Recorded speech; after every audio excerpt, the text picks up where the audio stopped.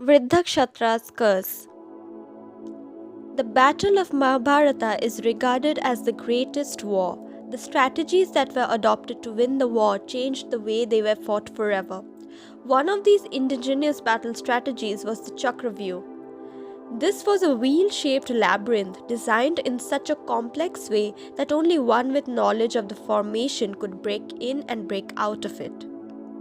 On the 13th day of battle, Drona, as the commander, called for the formation of Chakravyuh. The only ones with the knowledge of penetrating the formation were Krishna, Arjuna, Pradyumna, and Abhimanyu. With Arjuna and Krishna away responding to a challenge to combat and Pradyumna not participating in the war, Abhimanyu, Arjuna's son, was the only one present in the Pandava camp who could enter the Chakravyuh. However, he only knew how to penetrate the formation and not how to find a way out. Having no choice, Yudhishthira promised Abhimanyu that the bravest Pandava warriors would follow his lead and break in with him and would ensure his safe exit. Convinced, Abhimanyu entered the Chakravyuh and tried to lead the Pandavas through it. But that day, Jayadratha, the king of Sindhu, evoked a boon he had received from Lord Shiva. The boon gave him the power to oppose the Pandavas in warfare. Thus, he was able to hold them off from entering the Chakravyuh. Meanwhile, Abhimanyu was trapped inside the Chakravyuh, and with no backup, he was killed after fighting the unfair attack from all sides.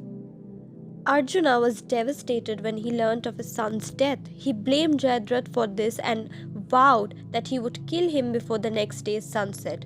If he failed to do so, he vowed to give up his life by jumping into a burning pyre. However, when Jayadratha was born, a sage had approached his father, King Vriddhaksatra. The sage has predicted that Jayadratha would be killed in a great war. Saddened by hearing this, Vriddhaksatra uttered a curse, saying, "Whoever is responsible for my son's head to touch the ground will instantly be blown into pieces." The next day, after learning Arjuna's intentions, Dronacharya had 3 military formations in place to protect Jayadratha from Arjuna. But Bhima and Arjuna annihilated all 3 military formations. They seemed to be on a demonic rampage, driven completely by revenge. However, when dusk was nearing, the warriors stationed to protect Jayadratha had still not been defeated. To get Jayadratha exposed from their protection, Krishna used his yogic powers to create an illusion that the sun was about to set. Immediately, the Kauravas started to rejoice knowing Arjuna's oath. Just then, Jayadratha came out of the hiding, and upon seeing him, Krishna dispelled the illusion. The sun rays again fell on the battlefield, and Krishna pointed at Jayadratha. Rage took over Arjuna, and as he furiously readied his arrow, but Krishna advised Arjuna, "Sever his head and make it land on his father's lap."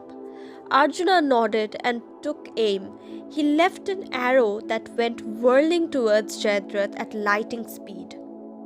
Vriddhakshatra was meditating and offering his evening prayers in the woods nearby when suddenly his son's head came shooting from the sky and fell on his lap.